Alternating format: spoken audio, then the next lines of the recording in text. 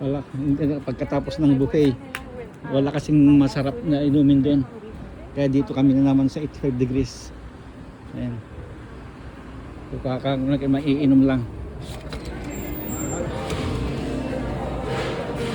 Dito tayo sa kiosk.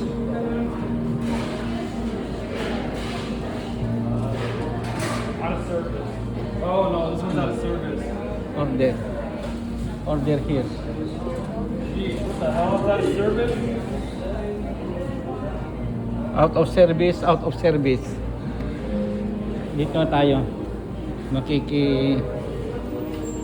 Come here na kong. Makipila na lang tayo.